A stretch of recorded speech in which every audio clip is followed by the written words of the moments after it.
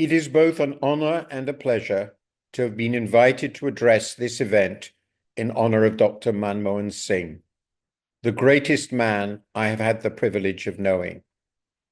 Manmohan Singh's achievements as a public servant are far above those anybody else whom I have known.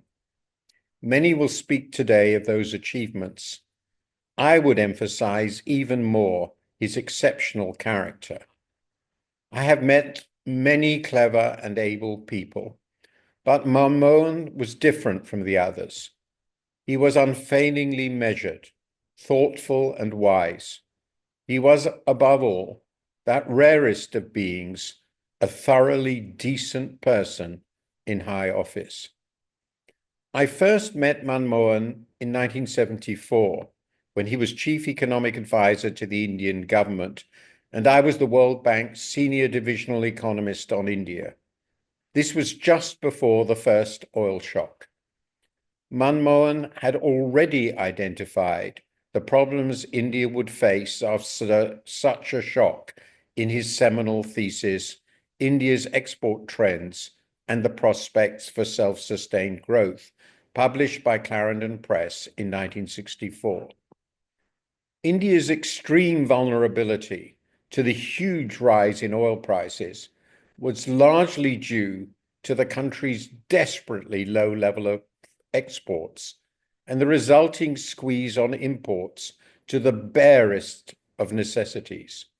Both were the product of the extreme anti-trade bias in India's policies. Subsequently, I published my own book, India's Exports, in 1982, as a small contribution to the hoped-for project of liberalization.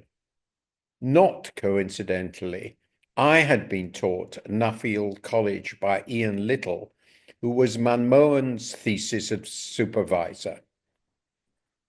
I had no idea when I first met Manmohan that he would be the finance minister who radically reformed this perverse policy system under Prime Minister P.V. Narasimha Rao. Cometh the hour, cometh the man. 1991 was the hour. He was the man. He transformed India and so inevitably the world. These are not the only personal links I had with him.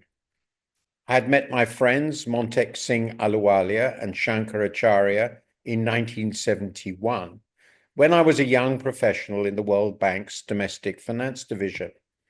Both, of course, went on to serve him with great distinction. My friendship with them deepened my connection with him.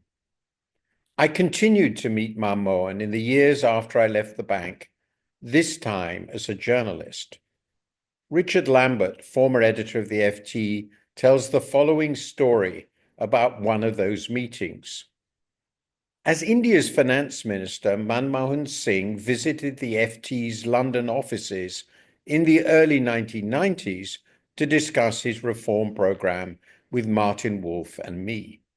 Martin asked why he hadn't made what seemed like a perfectly obvious policy change, something to do with capital flows, I think. Yes, Martin, replied Singh quietly, I understand the economics, but the difference between you and me is that if you make a mistake, you can correct it in your next column. If I make a mistake, 20 million people die. For a moment, even Martin was lost for words. Singh was a very great man, Richard concludes. During his years as Prime Minister, I met him at his residence on several occasions. I remember talking with him freely about his desire to find a way to peace with Pakistan and his determination to put relations with the US on a new footing. We talked more recently at his home about the future of democracy in India. On this, he was firmly optimistic. In my last conversation with him in the summer of 2023, I was concerned at first that he was finding it too difficult to talk. I proved wrong. He was able in the end to express his concerns over the conflict in the West and Russia over Ukraine. We disagreed, yet as always, his disagreement was courteous, his arguments rational, and the roots of his anxiety humane. Knowing Manmohan was one of the great privileges of my life. He showed me and everybody else what leadership and service mean. The economically dynamic India of today is his legacy. So too is his example of devoted service to the cause of a prosperous and democratic India open to the world. As Shakespeare would have said, here was a Singh, when comes such another?